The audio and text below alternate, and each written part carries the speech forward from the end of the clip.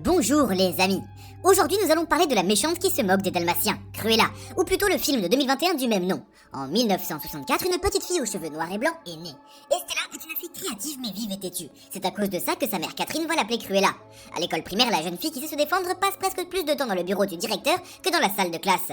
Cependant, en dehors de ses victimes, elle a aussi des amis, une gentille fille, Anita, et un joyeux chercheur de chiots, Buddy. Mais la vie de famille prend fin lorsque la patience du directeur de l'école éclate et que Catherine doit retirer sa fille de l'école. Emballant leurs modestes affaires, mère et fille sont envoyés à Londres, où d'autres envoyés étudier l'enfant qui a l'étoffe d'un designer de premier ordre. Mais d'abord, Catherine doit rencontrer son ami au très chic Hellman Hall. Sa mère enlève son médaillon de son cou et le donne à sa fille pour qu'elle le porte. Tout ce que la fille doit faire, c'est attendre dans la voiture pendant quelques minutes. Mais elle fait les choses à sa façon et suit Buddy dans le hall. La jeune fille voit un magnifique salon, un podium et de nombreuses femmes magnifiquement habillées. Estella ne sait pas encore où elle est allée, mais elle est sûre d'avoir trouvé sa place dans la vie. Malheureusement, elle et son chiot attirent l'attention et John, le valet et les dalmatiens de l'hôtesse se précipitent sur le fauteur de trouble. Estella court dans la rue et appelle sa mère qui parle à une dame au loin. La fille trébuche et les chiens, pour une raison quelconque, change de cap et attaque Catherine. Sous l'effet de la secousse, la femme tombe de la falaise. Ainsi, Estella devient orpheline du jour au lendemain. Elle arrive quand même à Londres et trouve même la fontaine de Regent Park où elle devait passer prendre le thé avec sa mère. Le malheureux enfant s'endort juste à côté, et lorsqu'elle se réveille, elle fait une connaissance forcée avec deux petits voleurs, Horace et Jasper, et leur chiot Migoun. Jasper a déjà réussi à voler le sac à main d'une passante, alors lorsque la police se lance à la poursuite des garçons, Estella décide qu'il vaut mieux s'enfuir avec les garçons. Les garçons, puisqu'ils n'ont pas réussi à se débarrasser de la fille, l'acceptent dans leur bande. Elle sera une distraction. Bien sûr, ce n'est pas exactement ce qu'Estella avait en tête, mais elle n'a pas le choix, et pour passer inaperçue, la jeune fille change sa couleur de cheveux noir et blanc.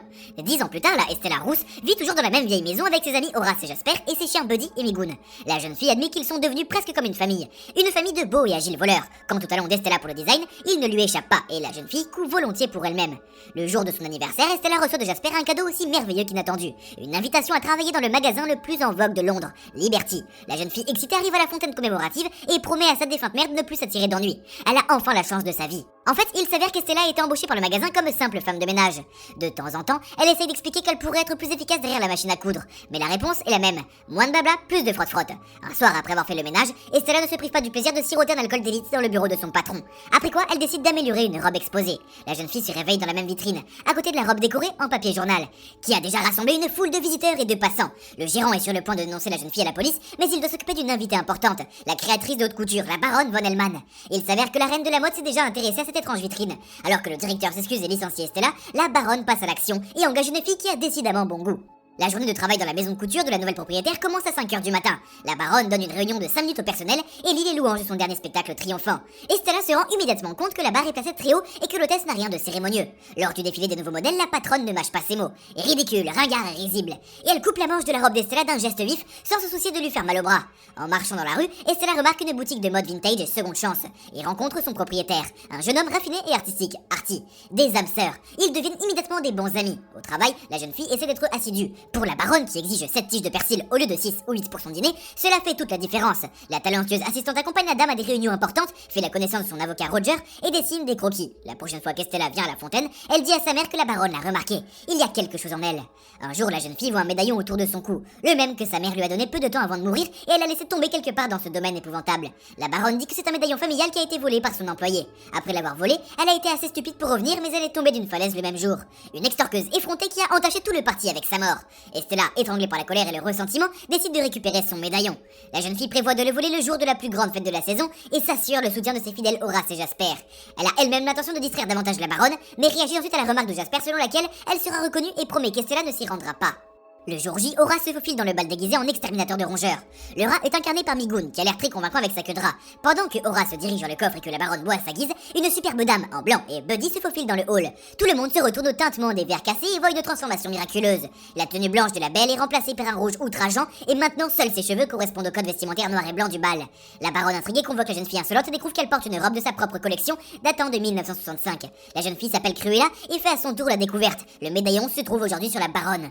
Le serveur Jasper, qui sert un plat de rat, vient à la rescousse et s'insurge. Cruella vole le médaillon et le jette sur Buddy. La baronne appelle ses dalmatiens à la rescousse, à l'aide d'un joli sifflet d'argent. La jeune fille comprend soudain pourquoi les chiens se sont jetés sur sa mère. La baronne les a déclenchés. Pendant ce temps, l'un des dalmatiens avale le médaillon et Cruella et ses amis s'enfuient dans une voiture volée dans la confusion. Estella doit accepter que la mort de sa mère n'est pas un accident et qu'il y a un véritable tueur dans cette histoire. Elle passe par les étapes classiques du deuil, mais sans arriver à la dernière. Elle reste bloquée dans sa propre étape, la vengeance. Elle est sur le point de tout voler à la baronne, affaire statut influence. Dès lors, Horace et Jasper n'ont plus affaire qu'à Cruella qu'ils veulent aider malgré sa méchanceté. La première chose qu'ils font est de suivre ses ordres et de kidnapper les 3 dalmatiens de la baronne. Après tout, le médaillon est dans l'un d'eux. Cruella elle-même rend visite à une ancienne amie d'école, Anita, qui travaille comme chroniqueuse mondaine pour un magazine de mode.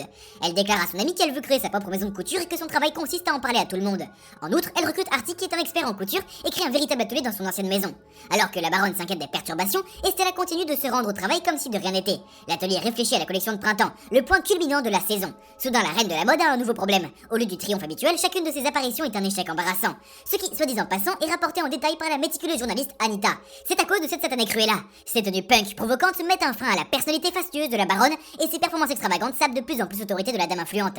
La baronne finit par trouver une signature pour sa collection, ou plutôt par voler un croquis personnel à Estella.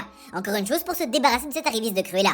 La baronne attend de son avocat Roger qu'il poursuive sa rivale pour vandalisme ou hooliganisme. Mais il admet que la loi n'est pas de leur côté. Que quelqu'un lui dise d'appeler Saul. Et Roger est renvoyé à ce stade. La baronne se présente ensuite chez Anita et laisse explicitement entendre qu'aider Cruella lui coûtera.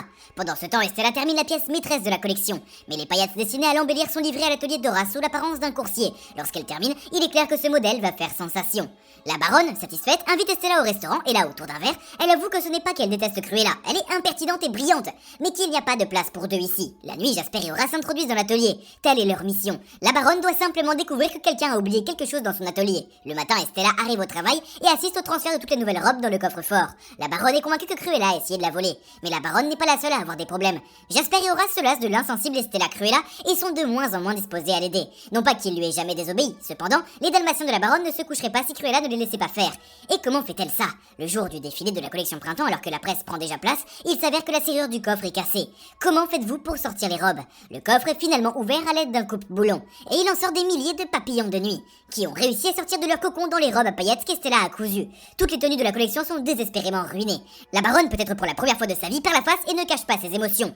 Et dehors, le public se déchaîne sur la scène de Cruella, qui organise son propre défilé de mode. La diva brille dans un somptueux manteau cousu comme à partir de peau de dalmatien. Que ce soit vrai ou non, les grandes chaînes d'information se débattent. Mais une chose est sûre, la révolution de la mode a eu lieu. Tard dans la nuit, Cruella arrive chez elle et déclare sur le pas de la porte: la reine est morte, longue vie à la reine. Mais qui va partager son enthousiasme? Horace et Jasper sont attachés et la baronne est maintenant en charge de la parade. Son plan est simple, Cruella brûlera dans le feu et ses aides iront en prison pour meurtre. Fait est fait, la maison est aspergée d'essence et Cruella attachée et laissée à brûler. La nouvelle de sa mort fait la une des journaux. Une nouvelle prématurée d'ailleurs, parce que Cruella se réveille dans un appartement douillet. À côté d'elle, John, le valet qui l'a tiré du feu. L'homme donne le médaillon convoité à la jeune fille et lui révèle son secret. Une petite clé est cachée dans l'intérieur. Et il ouvre la boîte où est conservé l'acte de naissance. Cruella le lit et apprend qu'elle est la propre fille de la baronne. Contrairement au baron, sa femme n'a aucune envie de s'occuper de l'enfant et a donné à John l'ordre de se débarrasser du bébé. Mais il a épargné la vie de la jeune fille et l'a confiée aux soins de Catherine, la plus gentille des servantes. Le baron n'a pas vécu longtemps après la mort de l'enfant, mais son véritable héritier n'est pas la baronne, mais sa propre fille. Là, Cruella ressuscitée se rend à nouveau à la fontaine de Regent's Park. Là, elle admet qu'elle n'a jamais été la glorieuse Estella que Catherine voulait qu'elle soit. Elle est Cruella criminelle et un peu folle. Pendant ce temps, la baronne reçoit une nouvelle décevante. Le corps de Cruella n'a pas été retrouvé. Horace et Jasper sont également tristes. Assis derrière les barreaux, ils se souviennent d'Estella. Mais son amie est déjà sur place. Elle peut faire sauter un poste de police et avec Migoun, elle aide ses amis à s'échapper. C'est beaucoup plus difficile de les convaincre de rester et de les aider à se venger. Mais Cruella y parvient aussi, lorsqu'elle révèle que la baronne est sa vraie mère et qu'elle ne la laissera pas tranquille. Et dans la propriétaire de campagne de la baronne, Elmon Hall, un somptueux gala de charité, est en préparation. C'est là que Cruella prépare sa vengeance. La veille, elle entend Horace admirer leur voiture volée, la panthère de ville ou des villes, comme le garçon le lit par erreur et prend le nom à cœur. La baronne est armée et prête à accueillir ses invités. Les gardes sont figés dans l'attente de Cruella qui ne manquera pas d'apparaître. Elle est là, haineuse, cheveux noirs et blancs. L'erreur est rapidement découverte. Il s'agit d'une autre dame, mais derrière elle, une autre apparaît. Les invités se présentent tous avec des perruques noires et blanches et des robes sombres en hommage à Cruella. Elle-même est là aussi bien sûr et vole un sifflet à la baronne sans se faire remarquer. Déguisée en Estella, la jeune fille se tient près de la falaise où sa mère est morte et fait signe au chien. La baronne sort et retrouve sa fille. La dame se repent d'avoir laissé échapper un tel trésor de ses mains et a l'intention d'accueillir sa fille dans la famille. Estella se laisse embrasser, mais la perfide baronne la pousse du haut de la falaise. À l'horreur de la dame, tous les invités se sont rassemblés dans son dos et elle est obligée de mettre des menottes au lieu de bracelets. Estella savait à quoi s'attendre de la part de sa maman et s'envole de la falaise non seulement pour le plaisir mais aussi avec un parachute. Elle réapparaît au bal, mais en tant que Cruella, à qui incidemment Estella a réussi à réécrire son testament. Plus tard, Cruella enterre Estella et place un médaillon sur son cercueil. Elle est désormais maîtresse à part entière de Elmon Hall, qui porte désormais le nom succinct de Elle Hall. Les fidèles Horace, Jasper, Artie et John sont toujours là, tout comme Buddy et Migoun et les 3 dalmatiens. Les révolutions fantaisistes sont encore à venir. Dans le final, Anita et son ancien avocat Roger obtiennent de Cruella des chiots dalmatiens, Paddy et Pongo. Et Roger écrit la légendaire chanson Cruella d'enfer. C'est tout pour moi, merci d'avoir regardé, n'oubliez pas de liker et de vous abonner. On se revoit dans une prochaine vidéo. Au revoir.